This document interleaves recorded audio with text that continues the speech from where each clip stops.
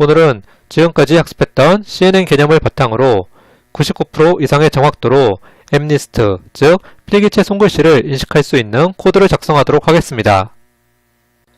먼저 우리가 구현할 CNN 아키텍처를 보면 다음과 같이 입력층과 출력층 사이에 3개의 컨볼루션층과 1개의 완전 연결층으로 구성되어 있다는 것을 알 수 있습니다.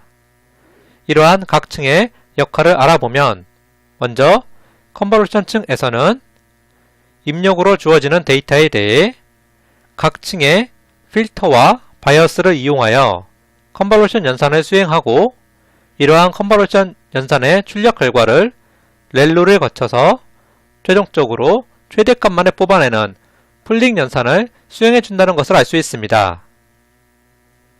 각각의 예를 들어보면 첫 번째 컨볼루션 층에서는 입력 데이터 A1에 대하여 필터 F2와 바이어스 B2를 이용하여 컨볼루션 연산을 수행해서 출력값 C2를 만들어내고 렐로를 거쳐서 최대값만을 뽑아내는 풀링 연산을 수행하면 출력값 A2가 나온다는 것을 알 수 있습니다. 이러한 출력값 A2는 두 번째 컨볼루션 층에 입력으로 들어가서 마찬가지로 필터 3와 바이어스 3를 이용해서 컨볼루션 연산을 수행한 결과값 C3가 나오고 렐로를 거치면 Z3가 나오는데 이러한 Z3는 풀링 연산을 거치면 역시 최대값만이 뽑아지는 A3라는 출력값이 나온다는 것을 알 수 있습니다. 컨볼루션 층 2의 출력값 A3는 이전과 동일하게 세 번째 컨볼루션 층에 입력으로 들어가서 필터 F4와 바이어스 B2를 이용하여 컨볼루션 연산 결과인 C4가 만들어지고 렐로를 거쳐서 최대값이 뽑아지는 출력값, 즉 A4가 나온다는 것을 알 수 있습니다. 이처럼 컨볼루션 연산과 렐로 연산, 그리고 풀링 연산을 수행해주는 텐서플로우 API를 보면 다음과 같이 3개의 API를 이용할 수 있는데 먼저 컨볼루션 연산을 이용해주는 API는 보시는 것처럼 conv2d라는 API를 이용할 수 있고 렐로는 지난 시간에 학습했던 것처럼 렐로 API를 이용하면 수행 가능합니다. 그리고 최대값만을 뽑아주는 풀링 연산은 다음과 같이 텐서플로우에서 maxfully라는 API를 제공해주고 있습니다. 그럼 다음으론 완전 연결층과 출력층에 대해서 알아보도록 하겠습니다. 먼저 완전 연결층이라는 것은 컨볼루션 층에서 나오는 출력값이 3차원 텐서 값인데 이러한 3차원 출력값을 1차원의 벡터로 만들어주는 역할을 수행합니다. 즉 그림에서 보시는 것처럼 세 번째 컨볼루션 층의 출력값 A4는 3차원 텐서 값인데 이러한 3차원 텐서 값을 완전 연결층에서는 보시는 것과 같이 reshape이라는 API를 이용하여 3차원 텐서를 1차원의 벡터로 만들어주는 이러한 역할을 수행합니다. 그럼 마지막으로 출력층의 역할과 API를 알아보도록 하겠습니다. 우리는 출력층은 이미 일반 신경망에서 알아보았는데 여기서 다시 정리해보면 출력층이라는 것은 입력으로 들어오는 값에 대해 선형회계를 거치고 선형회계 출력값을 소프트맥스로 주어 소프트맥스의 출력값은 항상 총합이 1이 되는, 즉 출력값은 항상 1이 되어 어떤 확률을 나타내는 그러한 작업을 수행한다고 볼 수 있습니다. 이러한 작업을 수행해주는 텐서플로우 API는 이전에 알아본 것처럼 소프트맥스라는 이러한 API를 이용하여 수행할 수 있습니다. 네, 그럼 다음 장에서는 컨볼루션 연산을 수행하는 conv2d와 maxfulling을 수행하는 maxfull에 대하여 좀 더 알아보도록 하겠습니다. 먼저 컨볼루션 연산을 수행할 conv2d API를 보도록 하겠습니다. conv2d는 보시는 것처럼 최소 4개의 파라미터를 가지고 있는데 각각의 파라미터를 보면 먼저 첫 번째 파라미터인 input 파라미터는 다음과 같이 컨볼루션 연산을 위해서 들어오는 입력 데이터를 나타내고 다음과 같이 배치, in height, in width, in channel이라는 4개의 값을 가지는 텐서로 구성되어 있습니다. 예를 들어서 100개의 배치로 묶은 28 곱하기 28 크기의 흑백 이미지가 입력으로 들어올 경우에 우리는 input 데이터 타입의 다음과 같이 100개의 배치로 묶어져 있는 28 곱하기 28의 흑백 이미지라는 것을 다음과 같이 나타낼 수 있습니다. 다음은 두 번째 파라미터인 필터를 보도록 하겠습니다. 필터는 컨볼루션 연산에 적용되는 필터를 나타내고 인풋과 마찬가지로 다음과 같이 height, width, inChannel, outChannel이라는 총 4개의 값으로 구성된 텐서입니다. 예를 들어서 필터 크기가 3 곱하기 3이고 입력 단어의 개수가 1, 그리고 우리가 적용할 필터의 총 개수가 32라면 두 번째 파라미터로 쓰이는 필터는 다음과 같이 3, 3, 1, 32라고 나타낼 수 있습니다. 여기서 입력 채널에 대해서 개념이 모호하시면 다음과 같이 이해하셔도 무난할 것 같습니다. 입력 채널이라는 것은 직관적으로 데이터가 들어오는 통로라고 생각하면 될 것 같습니다. 예를 들어서 입력 채널이 1이라고 한다면 데이터가 들어오는 통로가 하나이고 만약 입력 채널이 32라고 되어 있으면 32개의 통로를 통해서 각각의 통로로 입력 데이터가 들어온다고 생각하면 될 것 같습니다. 그런 의미에서 필터를 다시 한번 보면 다음과 같이 3, 3, 1, 32라고 되어 있으면 필터의 하나의 크기는 3 곱하기 3이고 그러한 필터가 총 32개가 있는데 이러한 필터를 적용할 입력 데이터는 하나의 채널로 들어온다고 생각할 수 있는 것입니다. 네, 그러면 세 번째 파라미터인 스트라이드에 대해 알아보도록 하겠습니다. 스트라이드는 우리가 컨볼루션 연산을 할 때는 필터를 한 칸씩 또는 두 칸씩 지정한 크기만큼 이동시켜 줘야 되는데 세 번째 파라미터인 스트라이드는 이러한 컨볼루션 연산을 위해서 필터를 이동시키는 간격을 나타냅니다. 예를 들어서 다음과 같이 1, 1, 1, 1이라고 스트라이드를 나타낸다면 컨볼루션을 하기 위해서 한 칸씩 필터를 이동한다는 것을 의미합니다. 그럼 마지막 파라미터인 패딩을 보도록 하겠습니다. 이러한 패딩은 same이나 valid라는 값을 가질 수 있는데 만약 패딩이 valid라면 우리가 강의 32 CNN 첫 번째 강의에서 알아본 것처럼 컨볼루션의 출력값을 계산하는 공식이 있었습니다. 즉 패딩이 valid라고 되어 있으면 그러한 컨볼루션 공식에 의해서 가로와 세로의 크기가 축소된 컨볼루션의 결과가 나온다는 것을 알 수 있었습니다. 이렇게 컨볼루션 결과가 지속적으로 작아지면 어느 순간에는 더 이상 연산을 수행할 수 없기 때문에 우리는 패딩이라는 것을 적용한다고 지난 강의 시간에 배웠습니다. 그래서 이러한 패딩을 적용하기 위해 네 번째 파라미터 패딩에 다음과 같이 패딩은 same이라고 지정해주면 입력값의 가로와 세로 크기와 같은 출력이 리턴되도록 자동으로 작아진 차원 부분에 0값을 채워준다는 것을 의미합니다.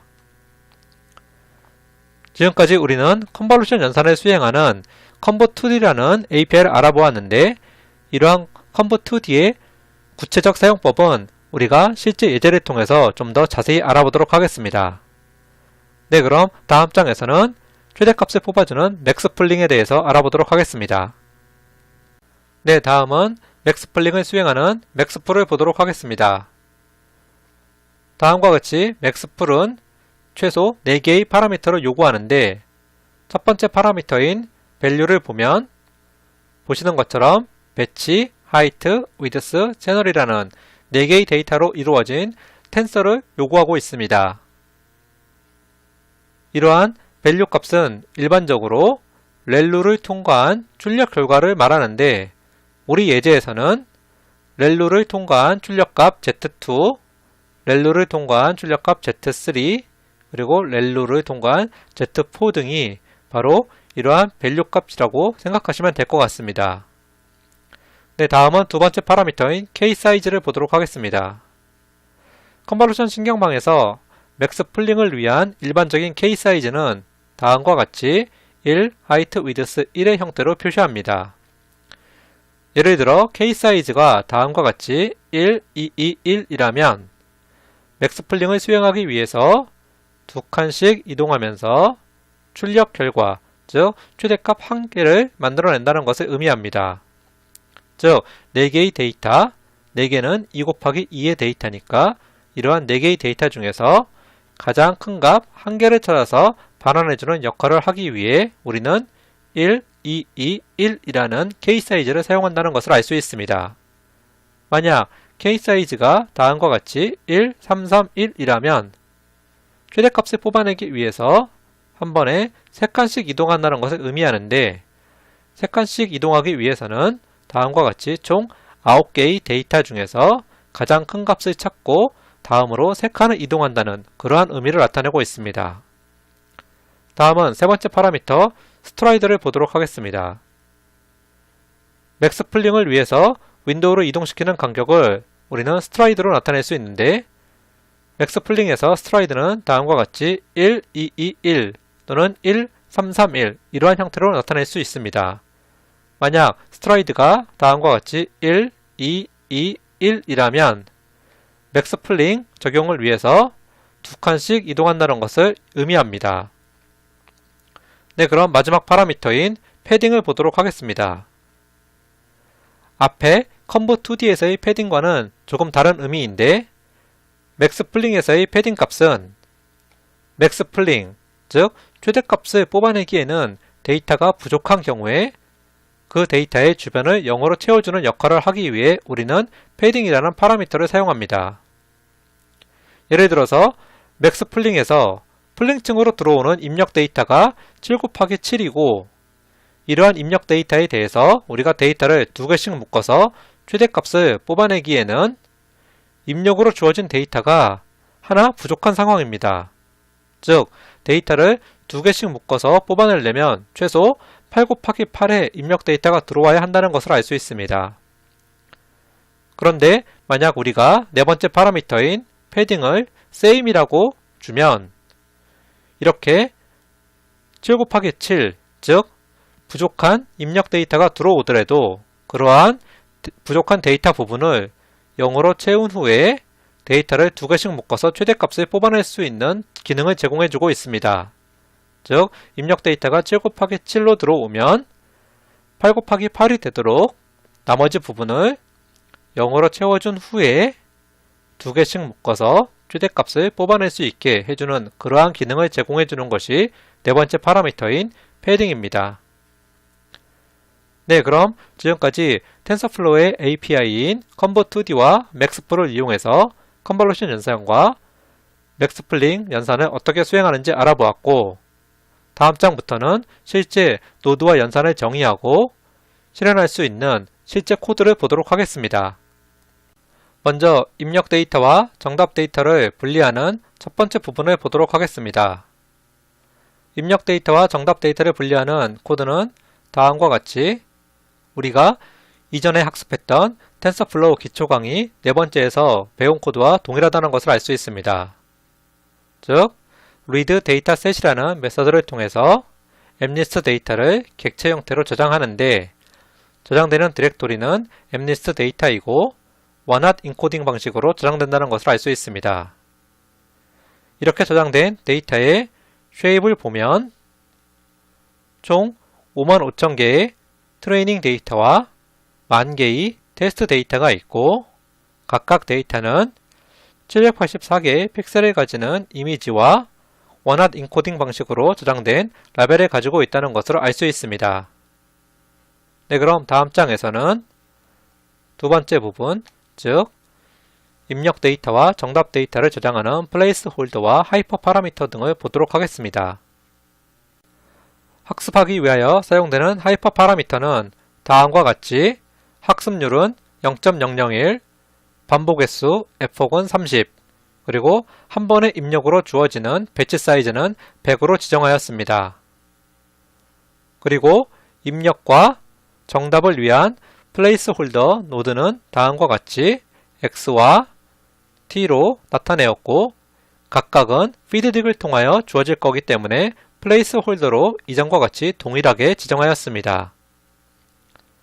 이전과 다른 부분은 우리가 컨볼루션 연산, 즉 컨볼루션 중 1에서 수행되는 연산을 위해서 입력층의 출력값 A1을 리시에이블 시켜줘야 되는데 입력층의 출력값 A1은 784개의 픽셀 값을 가지고 있는 일반적인 MNIST 데이터이지만 우리가 conv2d라는 API를 사용하기 위하여 다음과 같이 28 곱하기 28 곱하기 1, 즉 28 곱하기 28의 크기를 가지는 흑백 이미지라는 걸 나타내주기 위하여 다음과 같이 입력층의 출력값 A1을 리시에이블 시켜서 형변화를 시켜주는 것으로 알 수 있습니다.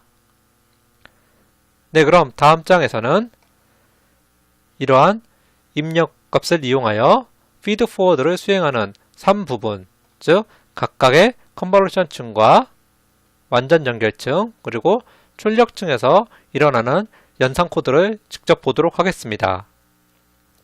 먼저 첫 번째 컨볼루션층의 코드를 보도록 하겠습니다. 첫 번째 컨볼루션층에 적용되는 필터와 바이어스를 보면 필터는 다음과 같이 3 곱하기 3의 크기를 가지는 총 32개의 필터를 정의하였고 이러한 3 곱하기 3의 32개의 필터는 입력 통로 하나로 들어오는 데이터에 대하여 각각 컨볼루션 연산을 수행한다는 것을 알 수 있습니다. 바이어스 또한 필터가 32개이기 때문에 동일한 개수로 선언되었고 초일값은 0.1로 지정하였습니다.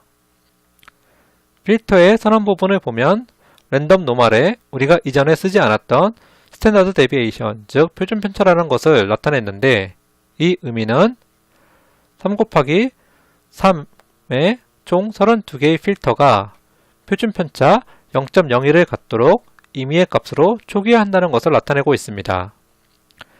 이렇게 필터와 바이어스를 정의하였다면 우리는 conv2d를 이용하여 컨볼루션 연산을 수행할 수 있는데 먼저 입력으로 들어오는 입력값 A1과 필터 F2를 첫 번째와 두 번째 파라미터를 주고 필터가 이동하는 간격인 스트라이드를 다음과 같이 1111의 값으로 준 다음에 패딩은 shame이라는 이러한 옵션을 주면 첫 번째 컨볼루션 연산을 통해서 나오는 출력값은 총 28 곱하기 28 곱하기 32의 쉐입을 가진다는 것을 알 수 있습니다. 즉 입력값으로 A1이 들어가고 필터 F2가 적용되는데 입력값 A1의 쉐입이 28 곱하기 28 곱하기 1이고 컨볼루션 연산을 수행하면 일반적으로 차원이 줄어듭니다. 즉 C2는 패딩을 적용하지 않으면 차원이 줄어들어 있을 텐데 우리가 conv2d에서 옵션으로 패딩은 shame이라는 부분을 주었기 때문에 28 곱하기 28의 그 동일한 쉐입을 가지도록 나오고 하나의 통로에 대해서 각각 32개의 필터를 적용했기 때문에 최종적으로 나오는 것은 32개의 값이 나온다는 것을 알 수 있습니다. 그래서 C2의 쉐입은 28 곱하기 28 곱하기 32의 쉐입을 가지고 이러한 conv2의 출력값 C2가 렐로를 거쳐서 풀링의 입력값으로 들어가면 다음과 같이 maxpull API를 이용해서 Z2와 K 사이즈가 1, 2, 2, 1 즉 최대값을 얻기 위해서 두 칸씩 이동한다는 것을 알 수 있습니다. 그리고 만약 그렇게 최대값을 뽑아내는데 데이터가 부족하다면 부족한 부분은 0으로 채워주라는 이러한 코드가 실행되는 것을 알 수 있습니다. 이러한 맥스풀링을 통해서 우리는 Z2는 28 곱하기 28 곱하기 32의 값을 가지는데 두 칸씩 이동하기 때문에 이거의 2분의 1, 즉 14 곱하기 14 곱하기 32의 출력값 A2가 나온다는 것을 알 수 있습니다. 네, 그럼 다음 장에서는 두 번째 컨볼루션층의 코드를 보도록 하겠습니다. 두 번째 컨볼루션층의 필터와 바이어스 그리고 이를 이용한 컨볼루션 연산을 알아보도록 하겠습니다. 두 번째 컨볼루션층에서의 필터 F3는 다음과 같이 3 곱하기 3의 크기를 가지는 총 64개의 필터를 정의하였고 이러한 64개의 필터는 총 32개의 입력 채널을 통해서 들어오는 데이터에 대하여 각각 컨볼루션 연산을 수행합니다. 바이어스 B3는 필터가 64개이기 때문에 동일한 크기를 가지고 0.1로 초기화시켜 주었으며 이렇게 필터와 바이어스를 정의하였다면 우리는 conv2d를 이용하여 두 번째 컨볼루션 층에서의 컨볼루션 연산을 수행할 수 있습니다. 즉, 두 번째 컨볼루션 층의 컨볼루션 연산값 C3는 입력값 A2와 필터 F3를 이용해서 한 칸씩 이동하고 패딩은 쉐임으로 적용하여 수행되는 것을 볼 수 있습니다. 여기서 A2는 컨볼루션 층 1에서의 맥스 플링 값이고 우리가 정의한 F3를 이용해서 컨볼루션 연산을 수행하는데 이때 A2, 즉 첫 번째 컨볼루션 층의 맥스 플링 값의 쉐입은 앞에서 보신 것처럼 14 곱하기 14 곱하기 32였습니다. 이러한 입력 데이터에 대하여 필터를 적용하여 컨볼루션 연산을 수행하면 차원이 줄어드는데 패딩은 쉐임이라는 이런 옵션을 주었기 때문에 크기는 동일하게 14 곱하기 14로 유지되고 필터의 개수가 64개이기 때문에 최종적으로 C3, 즉 컨볼루션 연산 결과인 C3는 다음과 같이 14 곱하기 14 곱하기 64의 쉐입을 가진다는 것을 알 수 있습니다. 이러한 컨볼루션 연산 결과 C3는 렐루를 통하여 Z3가 되고 렐루의 결과값 Z3는 최대값을 뽑기 위하여 맥스 플링 연산의 입력값으로 들어가는데 이때도 앞에서와 마찬가지로 두 칸씩 이동하면서 맥스 플링, 즉 최대값을 뽑아낸다는 것을 알 수 있습니다. 만약 맥스 플링을 수행할 때 데이터가 부족하다면 패딩은 쉐임이라는 옵션을 통해서 부족한 데이터는 0으로 채워준다는 것을 알 수 있는데 우리가 컨볼루션 연산을 통해서 나온 쉐입은 14 곱하기 14 곱하기 64였습니다. 두 칸씩 이동하기 때문에 이거의 2분의 1인 7 곱하기 7 곱하기 64로 두 번째 컨볼루션 층의 출력값 A3가 나온다는 것을 알 수 있습니다.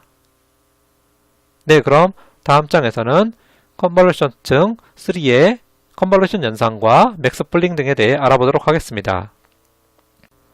세 번째 컨볼루션 층에서의 필터와 바이어스 그리고 컨볼루션 연산, 맥스 플링 등에 알아보도록 하겠습니다. 세 번째 컨볼루션 층의 필터 F4는 다음과 같이 3 곱하기 3의 크기를 가지는 총 128개의 필터를 적용하였고 이러한 128개의 필터는 앞에 층에서 넘어온 64개의 각각의 데이터에 대하여 컨볼루션 연산을 수행한다는 것을 알 수 있습니다. 바이어스 B4는 필터의 개수가 128개이기 때문에 동일한 쉐입을 가지며 0.1로 초기화시켜준 것을 알 수 있고 이렇게 필터와 바이어스를 초기화해준 다음에 conv2d를 통하여 세 번째 컨볼루션 층에서의 컨볼루션 연산을 수행한다는 것을 알 수 있습니다. conv2d의 첫 번째 파라미터 A3와 해당 적용되는 필터 F4를 주고 컨볼루션 연산을 위하여 각 한 칸씩 이동하고 패딩은 쉐임을 주어서 입력과 출력의 크기가 동일하도록 적용하였습니다.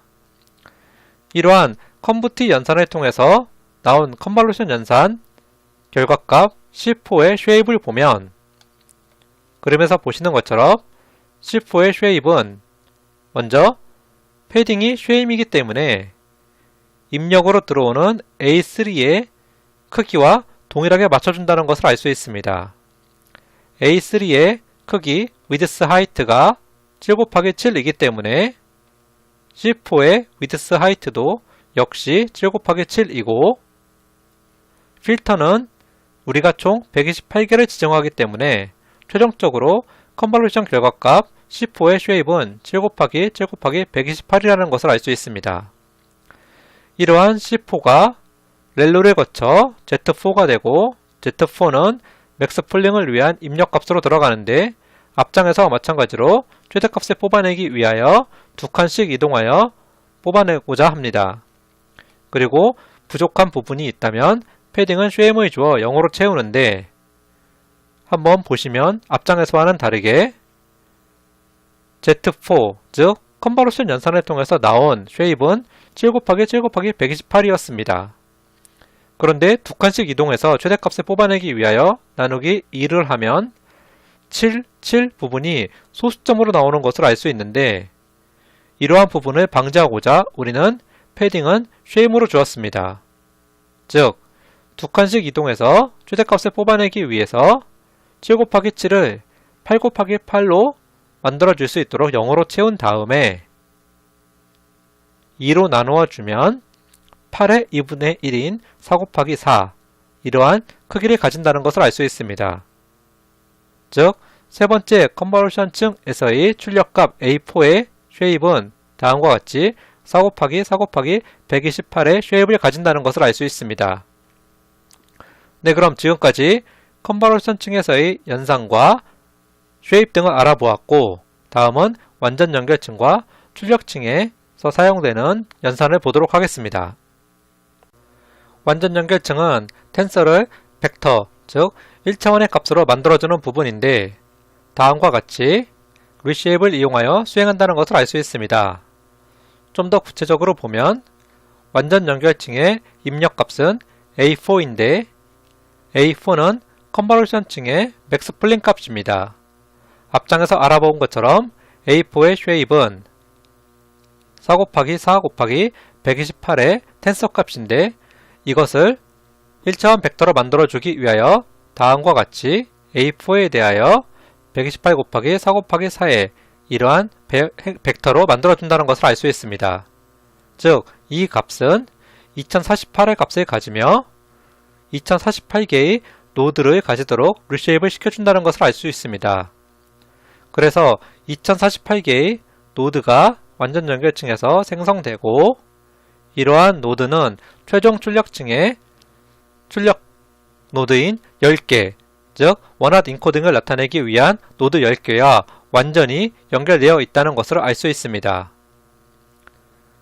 이렇게 완전 연결층에서 벡터화 시켜 주었다면 이제 출력층에서는 선형회기를 적용하기 위한 바이어스 W5와 가중치 W5와 바이어스 V5를 정의하여야 하는데 가중치 W5는 보시는 것처럼 128 곱하기 4 곱하기 4, 즉 완전 연결층에서 만들어진 이러한 노드 2048과 10의 행렬을 가지고 바이어스 V5는 원핫 인코딩을 위한 10개의 노드 값을 가진다는 것을 알 수 있습니다.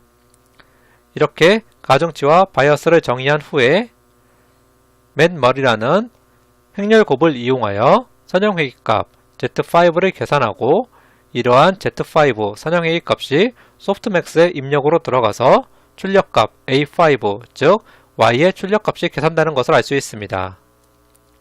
네, 그럼 다음 장에서는 이제 손실함수와 옵티마이저 그리고 정확도를 계산하는 부분을 보도록 하겠습니다. 손실함수는 이전과 마찬가지로 출력층에서의 선형회기 값 Z5와 입력으로 주어지는 정답 t를 이용하고 다음과 같이 소프트맥스 크로스 엔트로피 위드 로짓 버전 2라는 이러한 API를 이용하여 크로스 엔트로피를 계산할 수 있습니다. 이렇게 손실함수 값이 정의되었다면 다음과 같이 손실함수 값의 최소값을 구하기 위하여 옵티마이저를 정의하는 부분을 정의하는데 지금까지 우리는 옵티마이저로서 그레디언트 디센트 옵티마이저, 즉 경사 하강법을 이용하였습니다.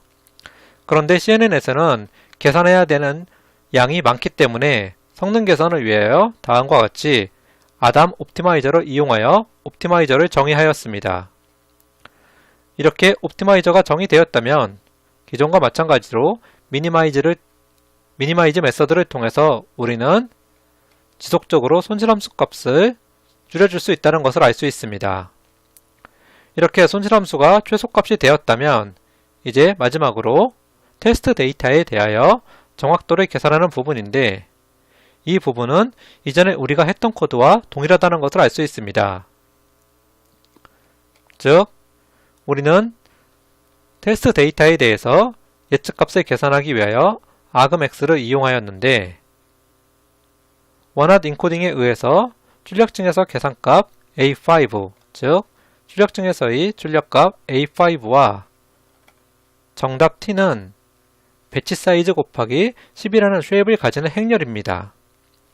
따라서 argmax의 두 번째 인자에 1을 주어서 행 단위로 출력증의 출력값 A5와 정답을 비교해서 우리는 이것이 얼마나 정확도를 가지는지 확인할 수 있습니다. 이러한 argmax와 정확도를 계산하는 부분은 우리가 텐서플로우 기초 네 번째 시간에 진행했으니 기억이 잘 안 나시면 한번 리뷰하시는 것도 좋을 것 같습니다. 네, 그럼 지금까지 우리는 노드와 연산 그리고 그에 대응되는 텐서플로우 코드를 작성하였고 다음 장에서는 세션을 만들고 실제 코드를 실행하도록 해보겠습니다. 다음과 같이 with 구문을 이용하여 세션을 만들고 변수를 초기화하였습니다. 총 550번에 대하여 다음의 코드를 실행하는데 한 번에 입력으로 들어가는 데이터 개수, 즉 배치 사이즈를 우리가 100개로 지정하였기 때문에 임의로 선택된 100개의 데이터에 대하여 입력 데이터와 정답 데이터로 분리하고 이러한 데이터를 이용하여 feeddig을 통해서 로스와 트레인 연산을 수행한다는 것을 알 수 있습니다. 이렇게 로스와 트레인 연산을 수행하는 도중에 약 100번마다 손실함수 값을 출력해 보면 다음과 같이 초기에는 손실함수 값이 2.57 정도의 값을 가지다가 지속적으로 학습이 진행됨에 따라 최종적으로는 0.01, 즉 0에 가까운 이러한 손실함수 값을 가진다는 것을 알 수 있습니다. 이렇게 학습을 마쳤다면 우리는 다음에 보시는 이러한 10,000개의 테스트 데이터를 이용하여 정확도를 측정하여야 하는데 우리의 학습된 시스템을 이용하여 정확도를 출력해 보았더니 다음과 같이 정확도가 0.9925, 즉 99.25%의 정확도로 MNIST를 인식한다는 것을 알 수 있습니다. 이러한 정확도를 갖기 위하여 얼마나 학습을 해야 되는지 제가 elapsed time을 측정해 보았는데 약 1시간 10분 정도가 걸렸습니다.